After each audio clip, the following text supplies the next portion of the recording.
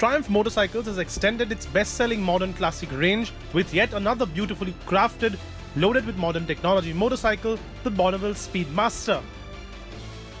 Unlike the other models in the Bonneville series, the Speedmaster is a cruiser. It's the more comfortable cruiser from Triumph, and we spent some time admiring it and getting suitably impressed with its performance. Let's face it, Triumph Motorcycles has been on a roll in India.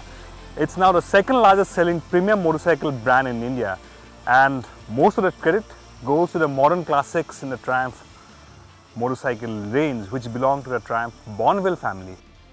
Triumph Bonneville Speedmaster, it's based on a bobber.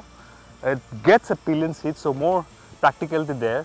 You can carry luggage for a long ride, and it's got better front brakes. It's got a dual disc setup compared to the Bonneville bobber, and the Speedmaster will try to take on American rivals in the cruiser segment in this 10-12 lakh category. It is drop dead gorgeous, and it is unmistakably a Bonneville. There are modern classic touches like the throttle body covers designed like vintage carburetors. Then there's the nice chrome belt on the battery cover. A hardtail style chassis with a concealed rear monoshock completes the period look, as does the classic Triumph badging on the fuel tank. But make no mistake, the Speedmaster is a thoroughly modern 21st century cruiser decked up like a classic. And part of those modern touches are in the LED headlights and DRLs, the round half analog half digital speedometer, and of course the engine and cycle parts. What's also nice are these slash cut exhaust mufflers. They look absolutely fantastic, very nice touch there. And on top of that, they sound brilliant. You don't need aftermarket exhaust with this stock slash cut mufflers on. They've got a nice bassy rumble. Very nice sound there, isn't it?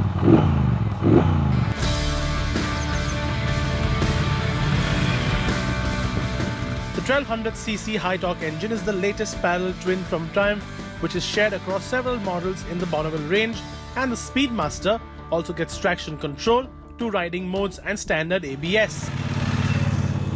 The swept-back beach bars, forward-set foot pegs and low seat height make it accessible to a diverse set of riders of all size and builds.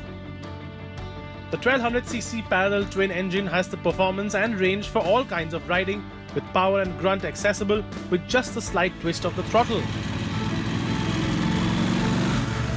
The torque comes in low in the revs, so anything above 2000 RPM pulls cleanly and with urgency.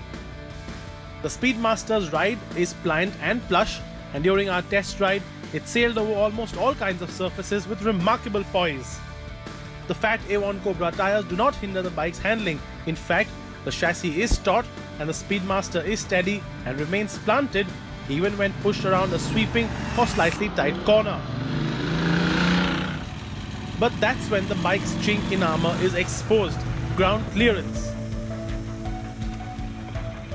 There is no complaint about its handling, and it begs to be pushed harder, and that's why you'll end up scraping the feeler bolts on the pegs, not to mention the somewhat unnerving sound of metal scraping tarmac.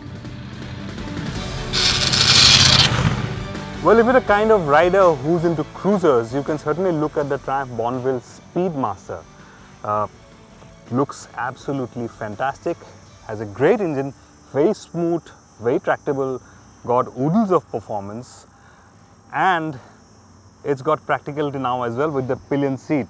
On the flip side, what it lacks is a little bit of ground clearance, so you need to be a little careful while going over speed breakers, or if you're a sporty kind of rider, foot pegs will give way if you take corners too aggressively.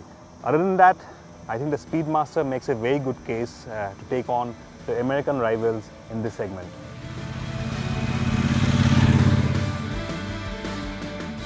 At 11,11,000 rupees ex-showroom Delhi, the Bonneville Speedmaster offers something different from the current crop of American cruisers available in the segment. It offers a level of refinement, quality and performance that is difficult to resist and certainly deserves a closer look.